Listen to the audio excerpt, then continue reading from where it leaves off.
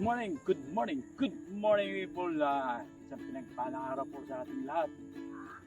Sa episode po na ito, ang pag-uusapan natin ay about sa dragon fruit. Kasi sa mga nakaraang araw po, hindi po tayo nakapag-vlog dahil masyadong mainit, wala tayong masyadong naging activity dahil hindi tayo makapagtanim. So dahil po dyan ay ngayon ay June na. So start na po ng fruiting season ng dragon fruit at umulan na. So pwede na po tayo mag-start na po pauli tayo na mag-prepare ng ating lupa na pagtataniman ng ating luya at saka ng iba pang mga halaman. Kaya ano pang hinihintay natin? Umpisa na natin!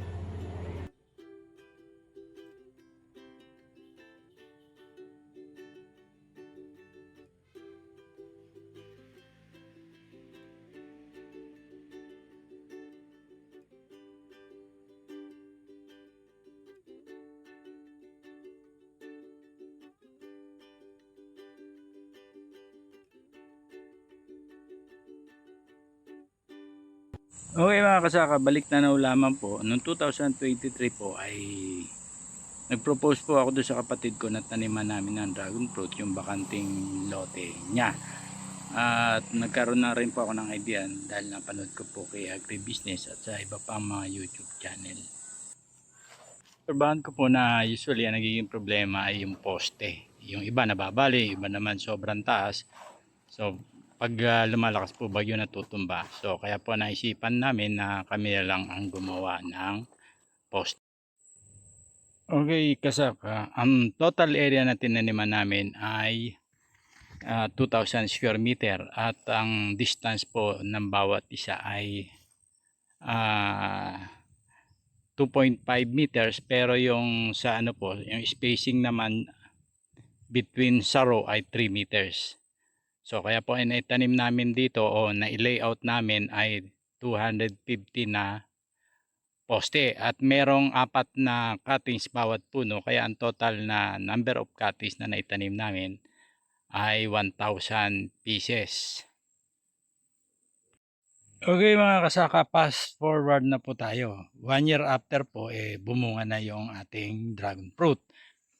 At yun nga po, para masustain natin yung ating taniman, nagtanim po tayo ng mga talong, luya, papaya, okra, at iba pang halaman na yun naging natin, source of income na pinambabayad din po natin sa mga sa labor at sa iba pang mga input na kailangan po ng ating halaman para ito ay maging malusog, kagaya po ng mga ng chicken manure at ang tawag dito, yung ginagamit po natin sa pag-ferment, yung molasses. Kaya po yun, sa kabutihan palad naman po naging maganda ang resulta at nagbigay nga po siya ng bunga sa atin na nasa 200 kilos lamang po yung unang taon. Okay mga kasaka, sa pangalawang taon po ng pag-aalaga natin ng dragon fruit ay napanatili po natin na malusog ang ating halaman at sa kabutihan palad at sa pagpapala rin ng ating Panginoon ay nakakatuwa naman po dahil ang ating pagod ay nawawala kapag nakita natin ang ating halaman. So ayan po yung dragon fruit natin, ready for harvest na po lahat. So more or less mga 500 kilos po ito. Okay mga kasaka, ito na po ang resulta ng ating pagpapagod. Nagbunga na, literal na nagbunga na. Ayan po, quality, malalaki at konti lang po yung reject. So talaga po marketable yung ating produkto. Okay mga kasaka, nandito na po tayo sa pangatlong taon ng pag-aalaga namin ng dragon fruit.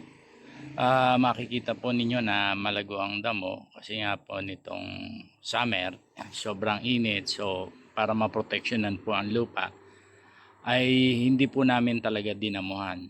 So para ma-maintain po yung moisture at hindi na kami laging magdidili kasi nga po dito sa area ay wala naman kaming mapapagkunan ng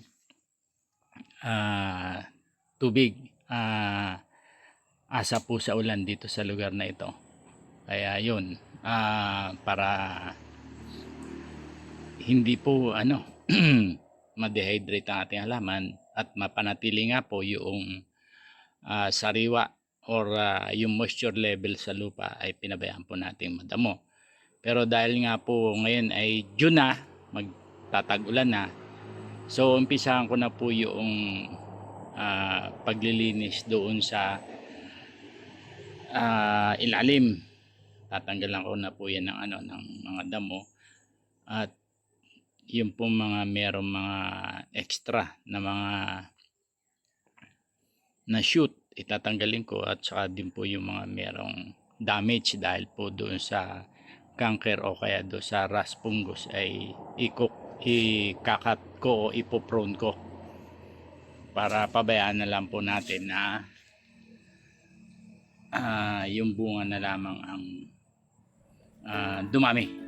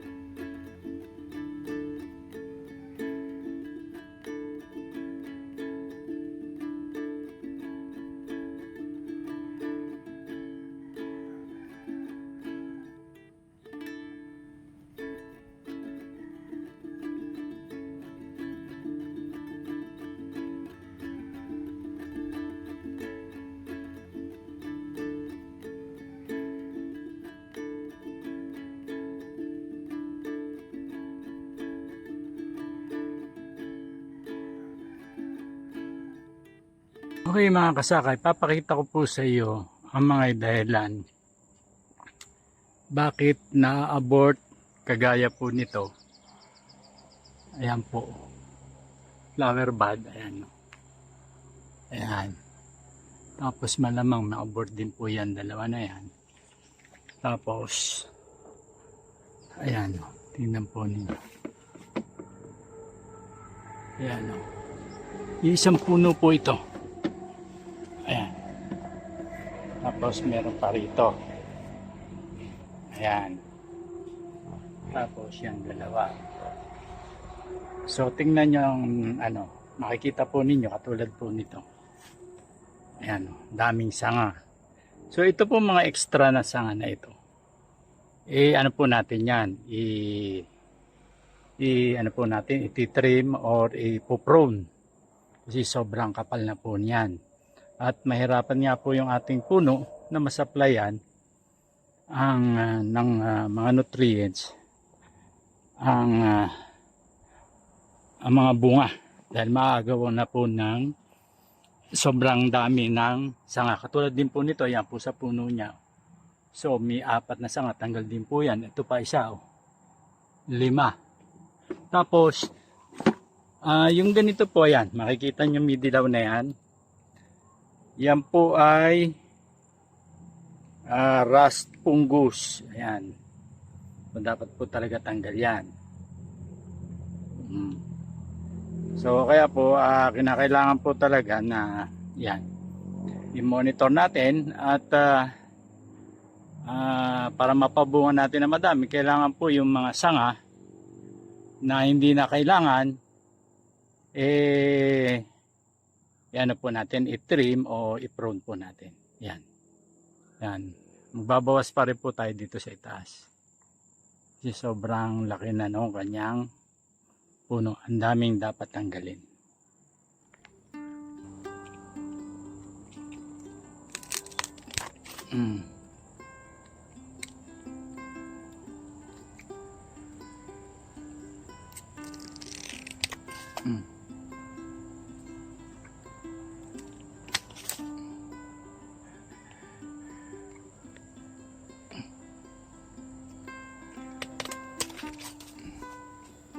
So ayan po yan.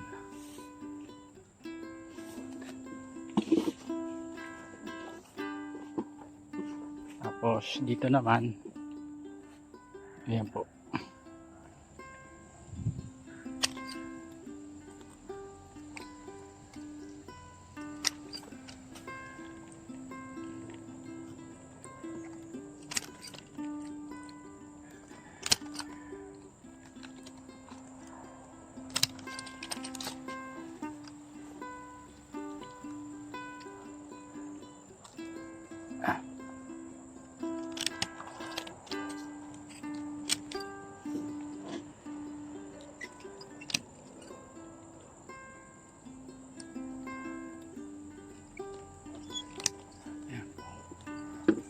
So tapos katulad po na rin, yan, yan pong nabublok. So tanggal din po yan.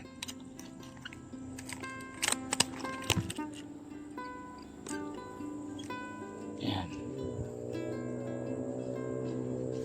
Yan po. So ganyan po pag maintain. Tapos syempre, ito po mga nabort, tanggalin na ninyo. Tanggal na rin po yan. Ayan po yan para ma-maintain po natin na ano, maayos at malinis yung ating mga puno. May iwas po natin sa mga sakit. Ayan. Sinabot na po yan eh. Hindi na rin naman bubunga yan. So wala nang dahilan para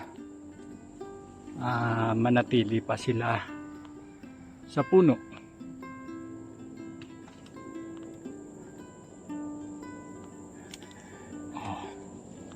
So yan po, malinis na. Yan, tanggal na. Yan, nakita nyo yan. Bawas-bawas na yan. So ganyan po mag-maintain ng dragon fruit para mapataas po natin ang production niya. Okay mga kasaka, ipapakita ko naman po sa inyo ang iba't ibang stages ng pamumunga ng dragon fruit. So unahin po natin itong yan, yung mga buds na nakikita nyo.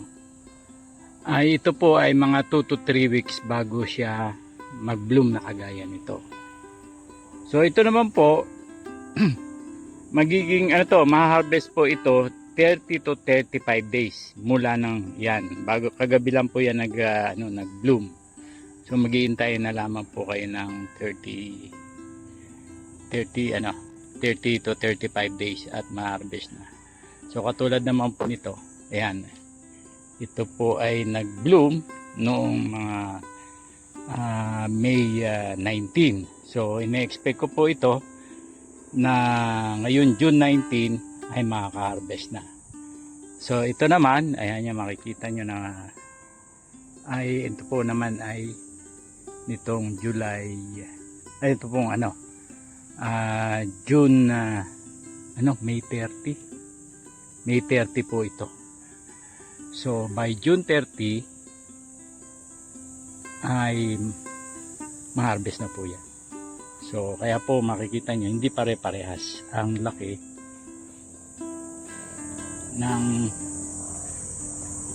ng bunga. Magkakaiba po yan. Pero ang pinakamadami pong yung peak season po ng pag-harvest ay ngayon po July. Ayan, katulad po nito, so ito ay mga 2 to 3 weeks. So ina-expect po natin ito na mga 26 ganyan, 25. Marami po tayong ma-harvest nun. Kasi madami po siyang makikita nyo ang dami. Paikot po yan. Napakadami po niyang buds. So isang poste pong ganito, pag binilang po ninyo, katulad niya, makapal na po siya, mga around 30 po na bunga ang kaya niyang ilabas sa July pa lang. Bukod pa po yung ibang months. Pero pagdating po ng August, unti-unti na po bababa yung production niya. At pagdating po ng October, talagang ilan na lang, at November, pang isang isa na lang, pa isa-isa na lang. So yun po ang nangyayari dyan. Ayan.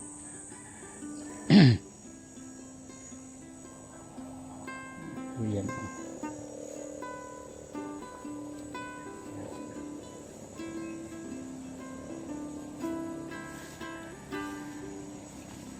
Makikita po nyo, ang daming yan. Ikot. Hanggang sa baba po yan. Okay mga kasaka, ngayon naman po ay ano po tayo. Gagawa po tayo ng pang-spray para makontrol po natin yung mga punggus sa ating mga dragon fruit. So gagamitin po natin ang wood vinegar. Ito na po yan.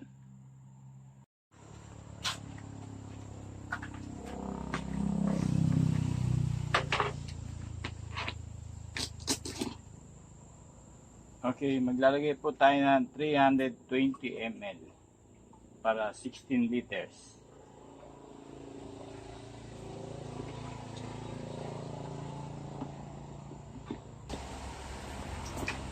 Haluin lang po natin para mag-mix po yung tubig at saka yung wood vinegar. Bali, ang ginamit po natin, rainwater. Ayan. Huwag po kayong gagamit ng may chlorinated o galing po dun sa gripo na tubig. So, kung gagamit po kayo noon, dapat 24 hours na naka-imbak at naka-expose para mawala po yung bisa ng chlorine. Ayan po, pwede na po yan, ready na po yan. Okay kasaka, sa pag-spray po natin, siguraduhin naman po natin na tuwing umaga at saka hapon. Sa umaga naman po, hanggang mga 9 o'clock lang ng umaga. Kasi pag in-apply po nyo ito na mainit, baka po masunog yung ating mga dahon ng mga dragon fruit. At kung sa hapon naman po, mga alas 4 ng hapon pa taas. So yun lang po. At saka po i-spray nyo po ito kung may nakikita pa kayong after na mag-spray kayo, may nakita pa kayong punggos, ulitin lang po ninyo hanggang ma-eliminate po ninyo yung punggos doon sa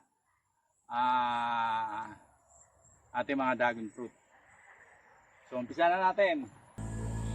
Okay kasaka, sa pag-spray po, ang targetin po ninyo yung pong gitna, itong ibabaw. Kasi usually doon po nagkakaroon ng punggos dahil yung pong circulation ng hangin hindi masyadong ma-penetrate yung gitna.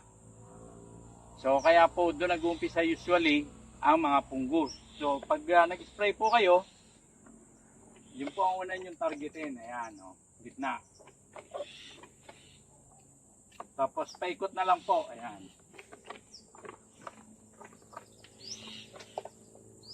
Tapos may rin po kung ma-sprayan na rin yung mga puno. Ayan.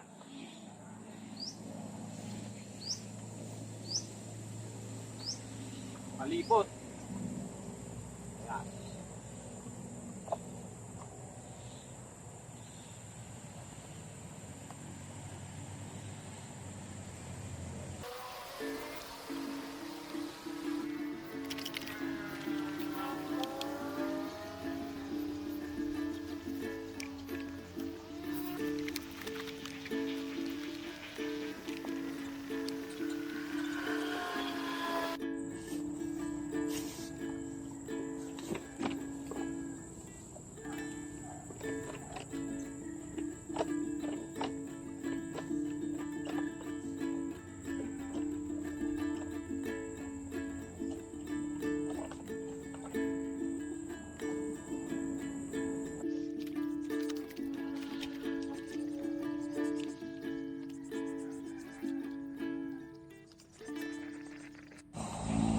Okay mga kasakay, papakita ko naman po sa inyo yung epekto ng ginawa nating pag-spray ng Mukus ako wood vinegar.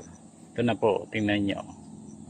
Maganda po yung kanyang balat. Ayan o. Makikita nyo, walang blemish.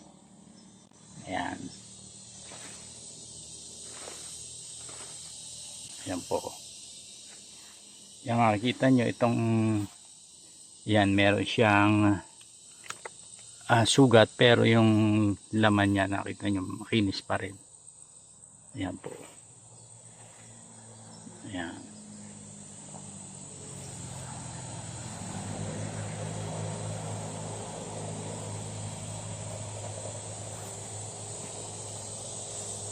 Ayan o. Ang ganda po.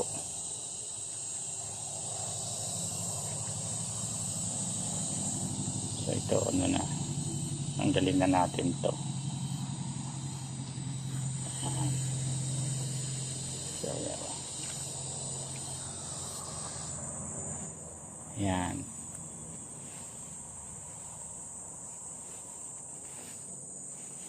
So ibig sabihin, effective po yung ating ini-spray na wood vinegar para po sa pagkontrol ng mga fungus. Ayan.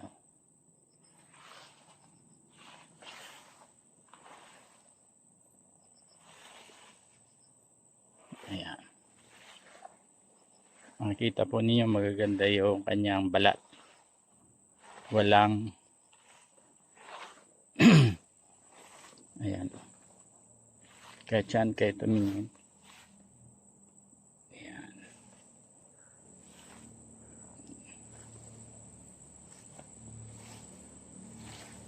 So very effective. Yung pong ano,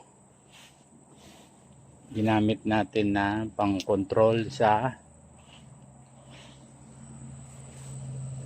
fungus. Ayan po. Mamaya ipapakita ko rin sa inyo yung mga area na merong dahon na medyo tinamaan talaga ng fungus. Pero yung mga bunga nila hindi na apektuhan. So okay. So ito po yung area na maraming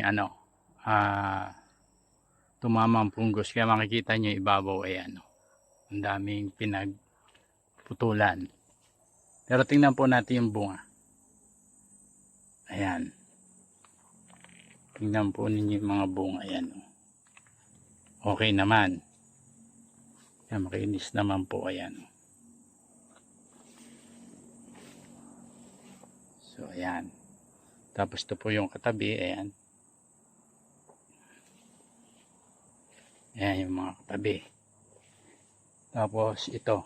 Ayan po makikita nyo. May mga pinagtanggalan pa ako. Ayan. Tapos ito yung mga bunga nila.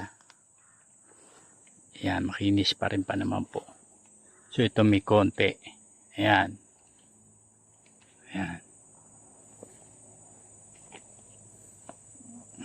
So ito po matindi rin po ang fungus na tumama dito. Halos nakalbo din po ito. Ayan o. Nakikita nyo. Sa ibabaw talaga yan po nagkakaroon. So kaya po nung makita nyo nag-spray ako nakaraan, sa ibabaw talaga ang iniispatan ko. Ayan, kahit dito po ayan o. Meron pa rin. Ayan o. Ayan po yung ibabaw. Ayan po nangyayari. So dire-diretso po ito. Ito po mga yan na hindi pa rin natuyo. Hindi pa rin tanggal. Tatanggalin pa po ulit yan. Hanggang mawala po yan. Ayan. So ito. Ito po yung mga katabi naman. Yan o. May mga konti-konti lang na blemish.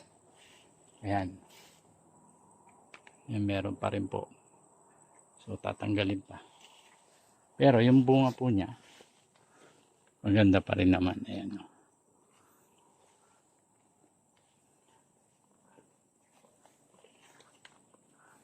Yan po makikita nyo. Maraming tinanggal na sanga. Ayan. So, ito po yung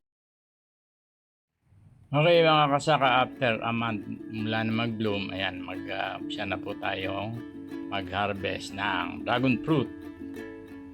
Kasama po natin sa pag-harvest ang Commander-in-Chief ng aming tahanan, si Marilu o Maria Luisa. Okay mga kasaka, June 18 po ngayon. Ito po yung pangalawang harvest. Yung una po naka-harvest tayo ng 15 kilos. Ngayon medyo madami-dami. Ayan.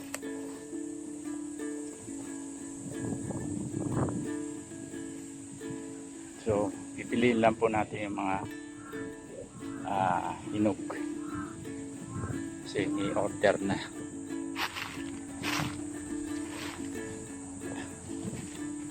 Ayan po. Ayan o. Quality. Dragon fruit. O 2 piraso. Ayan. Malaki po yan o.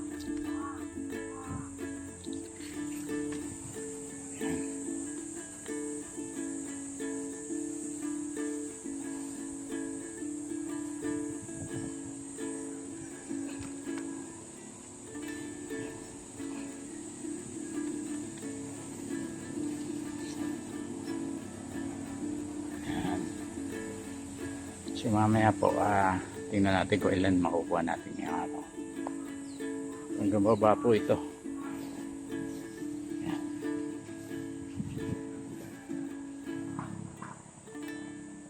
Second day po ng pag-harvest namin, kasi kahapon po nag-umpisa kami mag-harvest, naka more than 100 kilos kami. Ngayon, ito na naman po, pangalawang araw ng harvest namin. Yung kahapon, na-dispose na namin, ito naman ngayon. More than 100 kilos to. Siguro to, mga 120 kilos, more or less, ang magiging ano nito, timbang. So, ayan po. Ayan po, ito po yung resulta. Ayan o. Resulta ng aming pag-aalaga sa dragon fruit. Ayan. Quality. Maganda. No.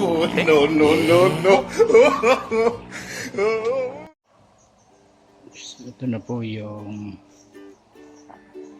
bulaklak na pang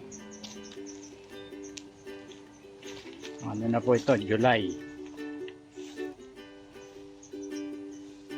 Third week ng July po harvest nito.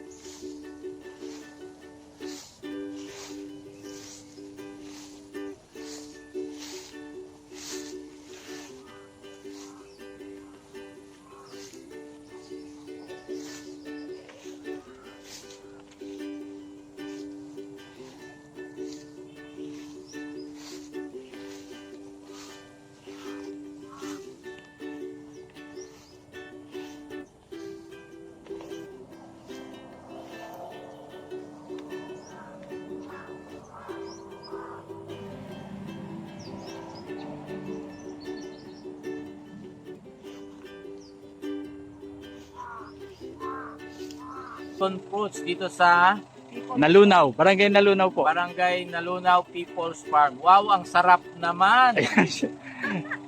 Sir, pwede ba malaman pangalan? Dr. Coronation po, agriculturist, professor po sa SLSU. Wow, tama-tama. Tama-tama sa ano namin sa Suabe. Suabe. Organic, this is organic. Opo, organic po. Grabe, ito ang paborito. Oh. Isa po din tayo sa nagpo-promote ng organic farm Nako. sa Thank you, Lord. sa area ng Infanta ng Northern Quezon. Nako, tama, Tayo sir. practitioner. Thank you, sir. At salamat, napadaan kayo. Thank you. Grabe. Grabe po, ang ganda. Oh. Dito, ilang hektarya po to? Actually po, nasa 2,000 square meter lamang yan. 2,000 square meter, tapos ganito na yung 250 na poste. poste. Pero Opo. ngayon, nakakaani na kayo ng ganito. Opo, after, bali 3 years in operation.